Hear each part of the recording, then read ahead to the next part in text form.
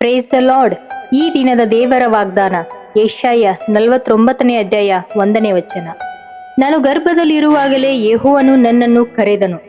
ನನ್ನ ಪ್ರೀತಿಯ ಸಹೋದರ ಸಹೋದರಿಯರೇ, ನಮ್ಮನ್ನು ಯಾರಾದರೂ ನೀನು ಯೇಸುನು ಯಾವಾಗಿನಿಂದ ಅರಿತುಕೊಂಡಿದೆಯಾ ಎಂದು ಕೇಳುವಾಗ ನಾವು ಅವರಿಗೆ ಹೇಳ್ತೀವಿ 2, 3, 5, 10 ವರ್ಷ ಅಂತ. ಆದ್ರೆ ದೇವ್ರು ಹೇಳ್ತಾನೆ, ತಾಯಿ ಗರ್ಭದಲ್ಲಿ ನೀನು ಭ್ರೂಣವಾಗಿರೋ ಮುಂಚೆಯೇ ನನ್ನ ಸೇವೆಗೆಂದು ನಿನ್ನನ್ನು ನಾನು ಸಿದ್ಧಪಡಿಸಿದ್ದೇನೆ. ನನ್ನ ಅಂಗೈಯಲ್ಲಿ ನಿನ್ನನ್ನು ಚಿತ್ರಿಸಿಕೊಂಡಿದ್ದೇನೆ. ನನ್ನ ಮಗಳೇ, ನನ್ನ ಮಗನೇ ಎಂದು ನಿನ್ನನ್ನು ಹೆಸರಿಡಿದು ಕರೆದಿದ್ದೇನೆ ಎಂದು. ನಾವು ಶಾರೀರಿಕವಾಗಿ ಜನ್ಮ ತಾಳಿದ್ದು ನಮ್ಮ ತಾಯಿ ಗರ್ಭದಲ್ಲಿ.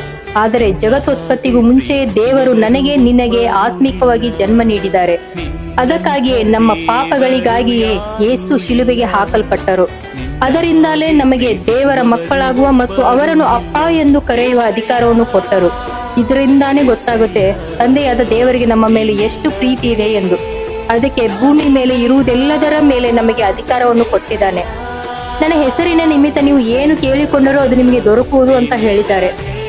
ನಿಮ್ ನೆನಪಿದೆಯಾ ಪ್ರಿಯರೇ, ನಾವೆಲ್ಲರೂ ಚಿಕ್ಕವರಿರುವಾಗ ಅಂಗಡಿಗೆ ಹೋಗಿ ಏನಾದ್ರೂ ತಗೊಂಡು ನಮ್ಮ ಅಪ್ಪ ನಿಮ್ಮ ಸಾಲ ಕೊಡ್ತಾರೆ ಎಂದು ಹೇಳಿರ್ತೀವಿ ಅಲ್ವಾ?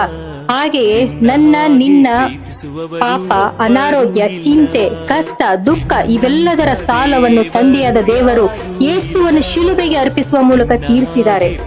ನಾವು ಎಂತ ಪುಣ್ಯವಂತರಲ್ವಾ? ಇಂಥ ಉಪಕಾರ ಮಾಡಿದ ತಂದೆಯಾದ ದೇವರಿಗೆ ನಾವು ಕೃತಜ್ಞತೆ ಹೇಳೋಣ. ಅವರು ನಮ್ಮನ್ನು ಯಾವ ಉದ್ದೇಶಕ್ಕಾಗಿ ಕರೆದರೋ ಅದಕ್ಕಾಗಿ ನಮ್ಮನ್ನು ಉಪಯೋಗಿಸಿಕೊಳ್ಳಿ ಎಂದು ನಮ್ಮನ್ನು ದೇವರಿಗೆ ಒಪ್ಪಿಸಿಕೊಟ್ಟು ಪ್ರಾರ್ಥಿಸೋಣ. ಆಮೇನ್, ಆಮೇನ್.